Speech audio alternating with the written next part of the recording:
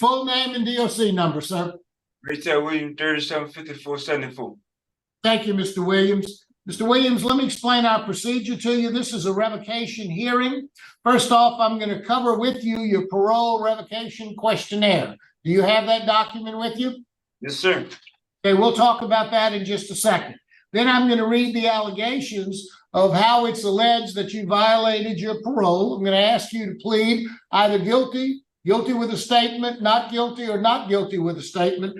Then we're going to have a full discussion of the matter. And then you'll have an opportunity to say whatever you'd like to say to the board, and then we'll vote. You understand our process? Yes, sir. Okay. Mr. Williams, would you take a look at your revocation questionnaire? Ready? Yes, sir. You have it? Is that your signature at the bottom of the page on August the 21st of 2023? Yes, sir. Were those questions when you answered them in August the 21st all accurate and correct? Yes, sir. And are they accurate and correct still today? Yes, sir. Now, you've indicated in number one that you've been treated for mental illness in the past 5 years, or are you currently taking medication for a mental disorder? And you checked yes, but in parentheses, you put no treatment. Explain that answer. Are you taking medication? Yes, sir, but not for no mental illness. Oh, okay. So what kind of medication are you taking? Well, my sciatic nerve went out, and they're giving me muscle relaxers and ibuprofen. Okay. So you're not taking any medication for mental illness. You have some medical issues with you. No, sir. No, sir. Okay. Those medications that you're taking, do they prohibit you from understanding what's going on? Do they interfere with your ability to understand what we're doing here today? Yes, sir, I perfectly understand. Okay. And are you ready to proceed with our hearing? Yes, sir. Okay. I'm going to read the allegations and I'm going to ask you to plead. First allegation is you failed to report no later than 48 hours to the probation office and did not report until 72 hours after your release. How do you plead to that charge? I'm trying to see when they say I got released. I got released June 6th. Okay. Well, you were supposed to report within 48 hours. And they say you didn't report until 72 hours. Supposed to report 2 days, you didn't report till 3. When they say I reported, I got out June 6th. I think I reported the next day though. All right, so you plead not guilty? Not guilty, sir. All right. You failed to report to the Lafayette Probation and Parole Office to complete your initial intake. In addition, you failed to report as directed by your officer from June the 8th of 2020 through February the 9th of 2023. You have not reported or been seen in person for a total of 978 days. How do you plead to that? I plead guilty, sir. All right. You failed to reside at your listed address of 315 Morse Street in Lafayette, Louisiana, and failed to obtain permission to move from where you were supposed to be. How do you plead to that? Plead not guilty. All right. On February the 8th of 2022, you committed the offenses of domestic abuse battery. This charge was dismissed on March the 24th of 2023.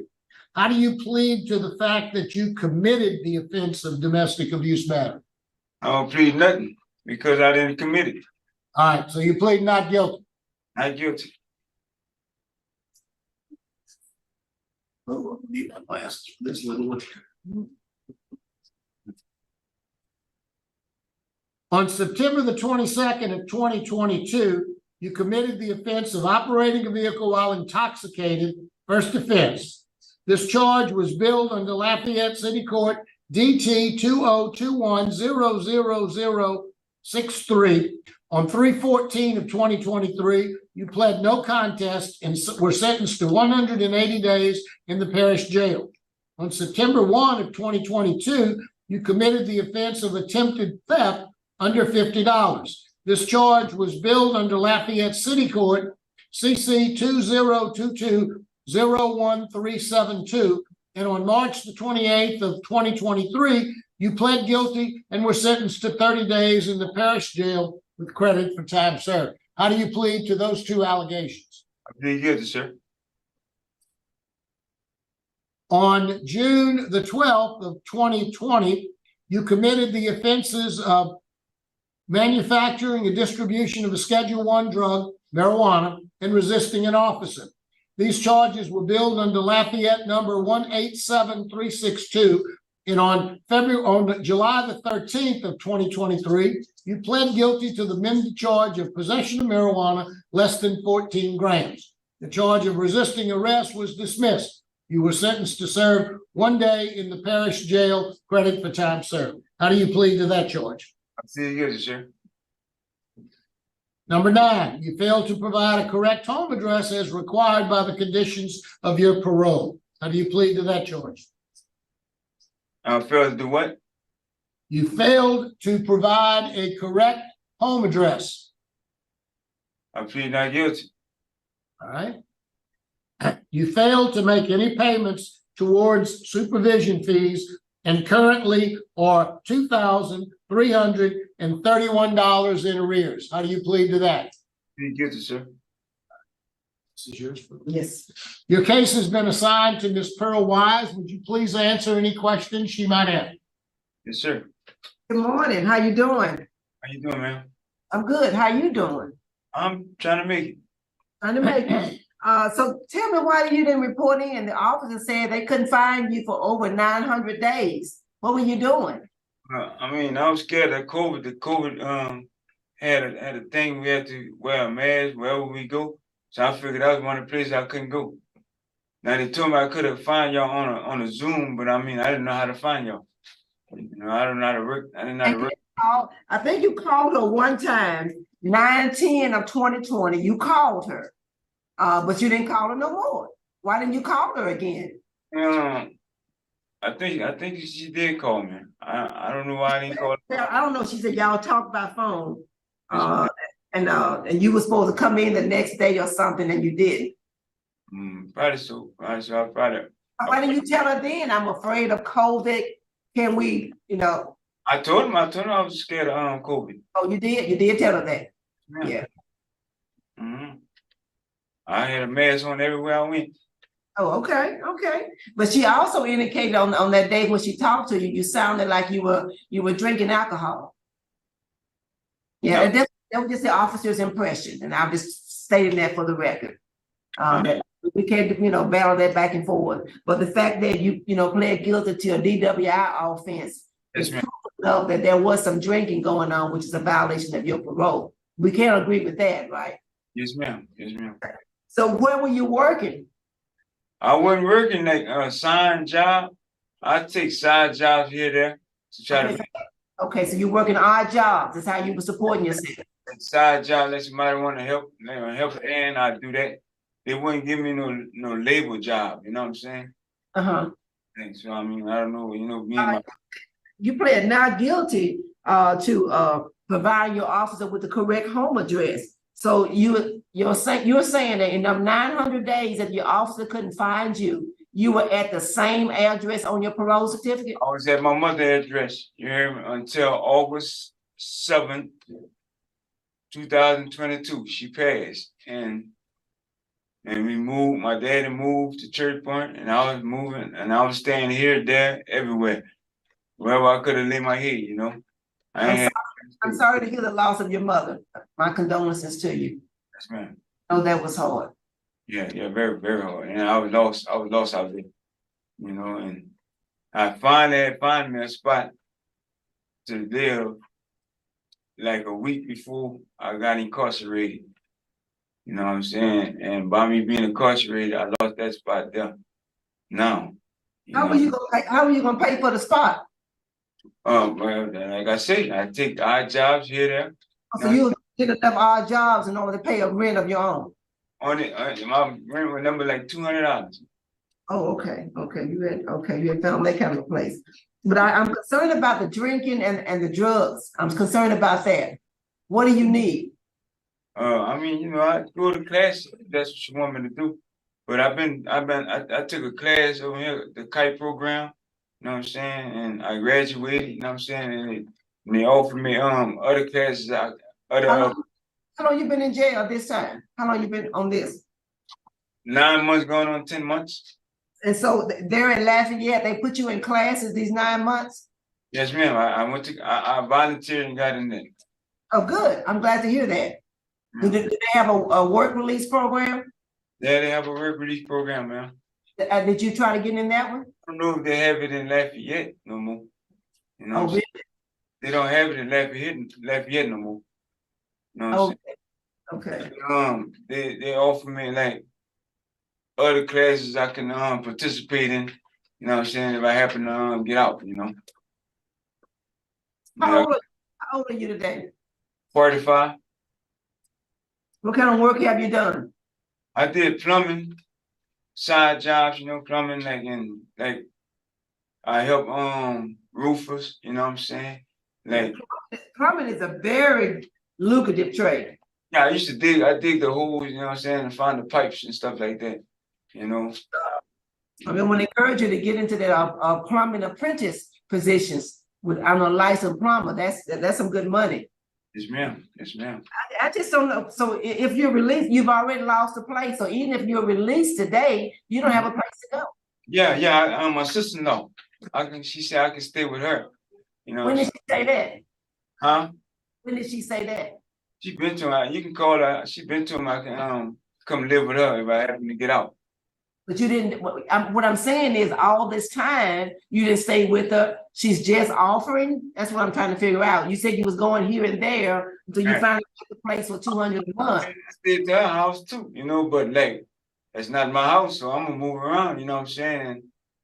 And somebody that want me to sleep there, I'm gonna sleep there. You know what I'm saying? But I ain't gonna just ruin my welcome. You know. That's wise. That was very wise. You don't wear your welcome out. But I do want to state for the record, and I saw some. You said you got out on June the 6th, but the parole certificate say June the 5th. You might have had something else going on, but the parole certificate said June 5th of 2020, and that's what we operate with. You said, but you didn't actually leave the jail to June 6th. Yes, ma'am. I'm just stating that for the record. That's all. That's all. You're on parole from that date until December the 2nd of 2039. Okay. I thought it was 40. Go by their calculations. We go by what we got in the records. Yes, ma'am. I thought it was the 6th though, because my mama's birthday was June 4th. But I just want you to know that the parole certificate states June 5th. Okay. And what day you actually left the jail, you know, only you know that, and of course they can find it for records. But I just wanted you to understand where we got the June 5th date from. It's from the extra parole. I don't know if you got a copy of it when you signed out. Did you get a copy of it? My random rights and stuff. No, your parole certificate when you got signed out from where were you? Wherever you were at, it's not on here. Huh? River Bend. Did you get a copy of your parole certificate when you signed out? Yes, ma'am. You didn't look at it, evidently. Evidently, you didn't look at it. Okay. All right. Have you you don't have any job skills, you really don't have a place to stay, you didn't do well on supervision. These domestic these domestic charges, was that with who was that with? Oh, that was with my girl, you know what I'm saying? But she got on me, you know, she whipped me a little bit, you know what I'm saying? And they wanted me to press charges on her, but I didn't, you know what I'm saying? And she went to jail. I didn't go to jail. Okay. You know what I'm saying? They dismissed the charge. They dismissed the charge on me. And she got convicted of it and got classes. Okay. And she got classes and she graduated and we worked over that. Good. So y'all still together? Oh yeah. But you can't stay with her, huh? No. But your problem, let's get to your problem, is marijuana use and alcohol, right? That's your problem. It was my problem. Yes, ma'am. When it stopped being your problem? I mean, you know, whenever it started being a problem, when it starts being a problem for me when I came to jail. Oh, so it just stopped. I knew it would land me in jail. Okay. So you said you've had some programs while you're there. Okay. Yes, ma'am. Call out those programs you've had these last 9 months. Well, I just did the kite. They ain't never provided me with no more. And the No. kite, what was that about? It's about thinking and like addicted and criminal acting program. Tell me Like, one or two things you learned that you didn't know. Um, Tell me one or two things that you learned in the class that you didn't already know. I learned a lot that you gotta think before you react. Yeah, just tell me two things. You gotta think before you react on certain situations, and your behavior play a big part in your life. Okay. You know what I'm saying? So your behavior, if you can't control your behavior, I mean you can't think. It's a thinking distortion program. Okay. Okay. All right, that's all I have. That's all I have. Mr. Williams, you got a DWI in September of 2020. Where were you going? About 10 o'clock at night. Where were you going? I came from the store and they stopped me. Which store were you going to? I was already to the store. I was at Circle K, and when I pulled off from Circle K, they stopped. September the 11th of 2022, you got charged with attempted theft. Where was that at? Walmart. Walmart. And then on June the 12th of 2020, that's when you had the marijuana charge. Where were you at when that happened? I was riding with my brother. Now, you told us that you didn't go report for 900 days because you were scared of COVID. Mm-hmm. You were going to Walmart, you were going to stores, you were riding around. So how come you couldn't report to your parole officer? Well, I wasn't driving. You talking about me riding around? I wasn't driving. You got a DWI. I mean, you don't get a DWI as a passenger. Right. I could. Damn, I was driving that time right there. Yeah. Okay. So your story now is you didn't have transportation, or were you afraid of COVID? Why didn't you report? I really didn't have transportation. That wasn't my vehicle.